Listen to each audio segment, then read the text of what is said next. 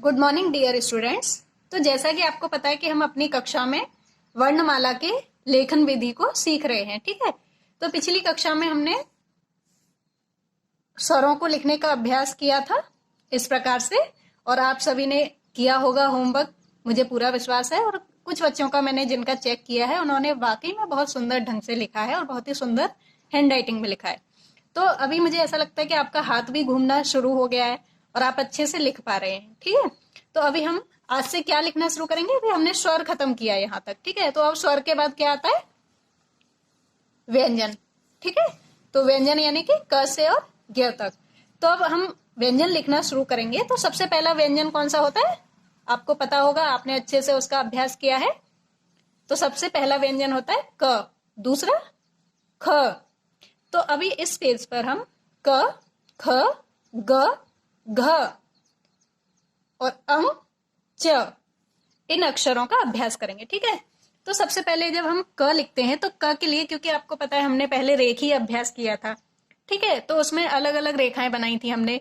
तो अभी उसी प्रकार से हम यहाँ पे क के लिए सबसे पहले इस रेखा को बनाएंगे, ठीक है। यहाँ पे इस प्रकार से इस रेखा को जब बना लेंगे तो इसके बाद हम क का अगला स्टेप बनाएंगे यहां से, और ये एक सीधी खड़ी पाई।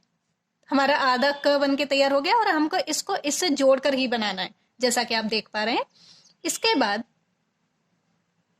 यहां तक क्योंकि हमने बना लिया तो यहां से ये, तो हमारा यहाँ पे क बन के तैयार हो गया।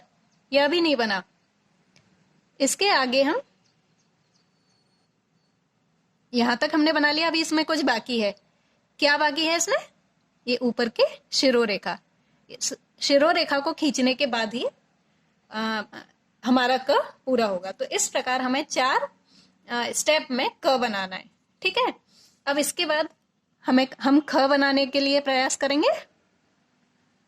पहले हम आधा ख बनाएंगे जैसा कि हम बाकी के अक्षरों को बना रहे हैं। इसके बाद फिर क्या करेंगे, हम इसको यहाँ पे बनाएंगे, ठीक है, इस प्रकार से आगे। अब यहां तक तो हमने पहले ही स्टेप में बना लिया। अब क्या करेंगे, यहाँ पे खड़ी पाई, ठीक है। इसके आगे पहले हम ये बनाएंगे, देखिए, क्योंकि हमने पहले ये बनाना सीखा है ना, इसलिए। इसके बाद यहाँ पे खड़ी पाई और इसके बाद ये शिरोरेखा, हमारा ख बनकर तैयार हो गया। अब आपको क्या करना है, आपको इन 2 लाइनों में इस क और ख का अभ्यास करना है, ठीक है, प्रैक्टिस करनी है, इस लाइन में और इस लाइन में। तो अब अगला अक्षर कौन सा होता है? ग। तो ग तो बहुत सिंपल है, जैसा कि हमने रेखीय अभ्यास भी किया है इसका। तो ग बनाने के लिए सबसे पहले हम एक भाग बनाएंगे उसका। आगे यहाँ पे शिरोरेखा। अब ये ग बन के पूरा तैयार हो गया? नहीं हुआ है। क्या बाकी है इसमें? शिरोरेखा। तो यहाँ पे ये और ये ऊपर शिरोरेखा, ग बन गया, ठीक है। इसके बाद घ। तो घ बनाने के लिए पहले हम इतनी ही रेखा बनाएंगे। ये आपके अच्छे से बननी चाहिए, हाथ अच्छे से घूमना चाहिए। फिर इसके बाद ऐसे बनाएंगे और यहाँ पे ये शिरोरेखा खींचेंगे। तो ये पूरा बन गया क्या? घ नहीं बना है, अभी इसमें बाकी है। यहाँ पे ये खड़ी पाई, इसके बाद ये शिरोरेखा, ठीक है। तो हमारा घ बन के कितने स्टेप में तैयार हो गए? 3 स्टेप में। इसके बाद क्या आएगा? अंग। तो अंग बनाने के लिए सबसे पहले हम इस रेखा का अभ्यास करेंगे। फिर ये, क्योंकि इसका तो अभ्यास आपने रेखीय अभ्यास में बहुत किया है, जैसे एस जैसा जो बनाना सीखा था आपने, ठीक है। तो यहां से फिर इसका अगला स्टेप बनाएंगे, ऊपर की शिरोरेखा,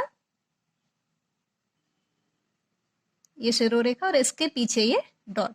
तो हमारा ये बनके तैयार हो गया। इसके बाद हम च बनाएंगे। च के लिए सबसे पहले ये वाली रेखा खींचेंगे। इसके बाद यहां तक बनाएंगे सिर्फ।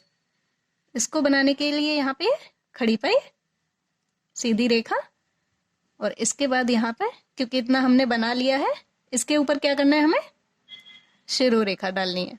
तो हमारा च बनकर भी तैयार हो गया। तो आपको इन क और ख का इन 2 लाइनों में अभ्यास करना है, घ और घ का इन दोनों में, और च का इन दोनों लाइनों में अभ्यास करना है, ठीक है, और ये आपका कक्षा काल है, आपको अभी इसको करना है। इसके बाद हम इस पेज पर अगला अक्षर लिखेंगे।